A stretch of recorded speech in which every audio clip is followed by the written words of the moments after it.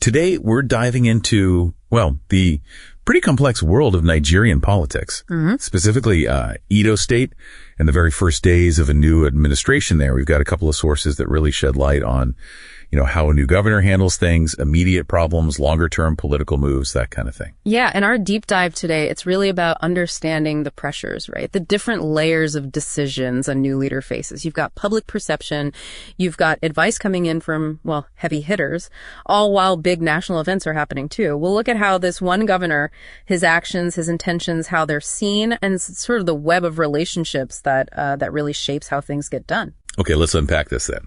Source number one throws us right in. Edo State, Saturday, July 12th. The brand new governor, Monday, Okpebholo. He orders security guys at the government house to be redeployed. Now, this was fast. It happened right after this controversial lockout incident the day before, Friday, July 11th. So what actually happened? Well, journalists and also supporters of the APC party, they were literally barred from getting into the government house. And this was during a celebration for the governor's own Supreme Court win in Benin. The source mentions growing public outrage about it. Right. And what's fascinating here, I think, is just how immediate the impact of something like this can be, especially for a new administration. It really begs the question, doesn't it? How critical is that perception of being open, of being inclusive right from day one? The public reaction, it just shows how sensitive people are to, access and transparency. Very sensitive. So what did Governor Okpebholo do about it? Did he address it quickly? Oh, yeah. Swiftly. He expressed deep regret, called the whole lockout thing unacceptable, said it was entirely inconsistent with his leadership values and principles, hitting all the right notes.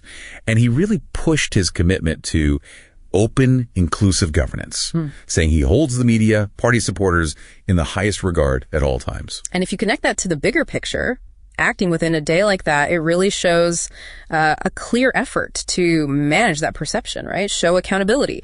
He specifically said the exclusion was unauthorized, that it contradicted the intended spirit of the victory celebration. He even set up a small investigative committee to figure out who was responsible, promised discipline for anyone found culpable, and warned against any act that ridiculed or alienated the people.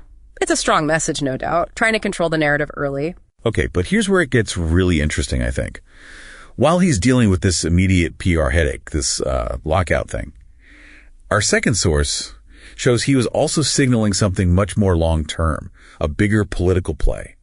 He'd apparently stated his administration would set up a commission of inquiry to look into his predecessor, Godwin Obaseki, and his records. And he said this during his victory parade. Right there at the government house. Yeah, probing a predecessor. It's a pretty common move in politics, isn't it? But often controversial, too. It suggests, you intend to clean house, address past issues, maybe perceived wrongs, but it can also just look like a distraction, political score settling. It definitely sets a certain tone for the new administration right away. And then, just as that idea is out there, you get this really fascinating intervention from a major player, Wike, Minister of the Federal Capital Territory. Wike, yes. And Wike, speaking of Benin City, basically strongly cautioned Okpebholo against probing Obaseki. Which is, it's fascinating, isn't it? Because Wike's advice is quite nuanced here. He apparently said a probe like that would yield no meaningful results, and that it could just distract the governor from the task of governance. And what makes this really layered is Wike admitting his own history. He said, look, I suffered in ensuring that he, Obaseki, returned for a second term, and how he paid me back is now in the past. He even said, if there is someone who would have encouraged Okpebholo to probe and prosecute Obaseki, that person should be me. Wow. Yeah. That personal admission, it adds a lot of weight to his advice, doesn't it? Suggests he's maybe speaking from experience there. Absolutely. Yeah. That's powerful stuff coming from White. But, realistically, can Governor Okpebholo actually avoid a probe? Isn't there often huge political pressure, maybe even from his own party or supporters, to do exactly that, to look into the past administration? That is the million-dollar question, isn't it? Public expectation for accountability, especially when it comes to past governments, can be really intense. Wike's advice, pragmatic as it sounds, might clash with, the political wins, or maybe promises made on the campaign trail. We don't know. So the governor's got to navigate this. He has to find some kind of balance, I suppose, between that public demand for transparency and what Wike calls a distraction.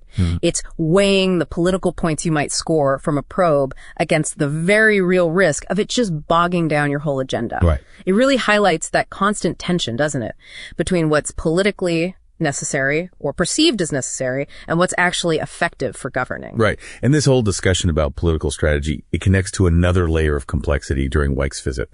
While he was in Benin, he also publicly addressed Adams Oshiomhole, former Edo governor, big APC figure. Ah, yes, Oshiomhole, another key player there. And connecting this to let's say, the broader political dynamics, Wike publicly acknowledging past fights and actually apologizing to Oshiomhole, that's pretty significant. He admitted, quote, "I humiliated you," and then said, "I apologized on national TV to you. Sorry for what I did to you. Leave it and let them carry their wahala," which means, their troubles, their problems, and go focus on the development of Edo. Wow, using the word wahala right there. Yeah. It's more than just personal making up, isn't it? It feels like a call for, political healing maybe, telling people to focus energy on governing, not on old fights. It's a very public signal about moving forward. So Wike's visit wasn't just dropping political advice and making apologies, though. He was actually there for something concrete. He was supposed to commission the new Edo Line terminal. It's part of the bigger Benin Central bus terminal project. Phase 2, I think. Right. Something tangible. A ribbon-cutting moment. Represents progress. Exactly. But the event canceled, just like that. Which makes you ask, why? Why cancel something like that? A planned event. Good optics for a new government. Well, the sources are clear on this one. It was because of the death of former President Muhammadu Buhari. Ah, okay. That explains it.